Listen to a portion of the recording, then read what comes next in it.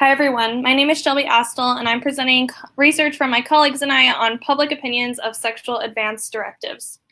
So we know that older adults are having sex even in the face of cognitive decline. This can be a tricky issue for caregivers, knowing how to navigate when people with cognitive decline are still wanting to engage in sexual expression, as is their right. One innovative solution to clarifying desires in cognitive decline is a sexual advance directive, which is a legal document that would allow individuals to make decisions for their sexual future before they experience cognitive decline. This is similar to other advance directives that allow you to make decisions for your future self when you may not be able to make decisions in the moment. Your self in clear mind can make decisions for yourself in the future. This is a great option, but we don't know what the public opinion of sexual advance directives is. So my colleagues and I asked 528 people what their opinions of sexual advance directives, or SADs, was.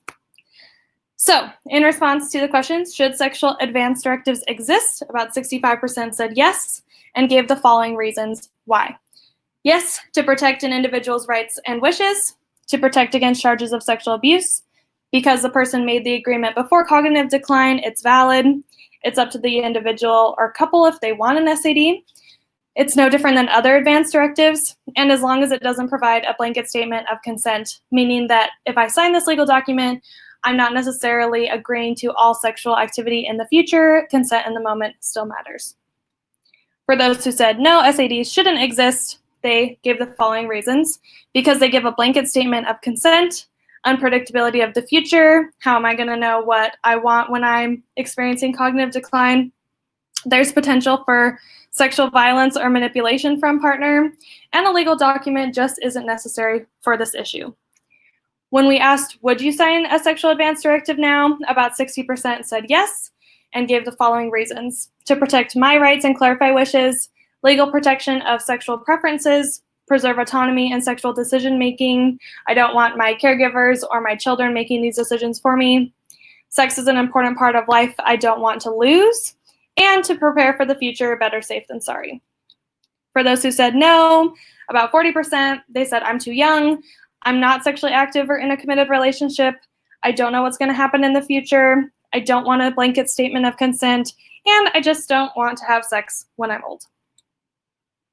So for those who were for the existence of SADs, individual sexual rights and wishes and the protection of them were important to them. For those who believed SADs shouldn't exist and wouldn't sign one, unpredictability of the future and concerns about potential for sexual abuse and violations of consent were important issues for them. So if we want to move forward in applying sexual advance directives in more common practice, we need to clarify issues of consent to make sure that people using these documents understand the nuances of consent and what that means as they're preparing these documents, and also clarify the process of amending the document. So if unpredictable desires or situations do come up, can we change it? How do we amend it? This information can help us as we're trying to figure out what solutions would be best in protecting the rights and desires of older adults who are experiencing cognitive decline in older age and still want to be sexual, as is their right. Thank you for listening. If you have any questions about this presentation, feel free to reach out to me with the contact information on the slide.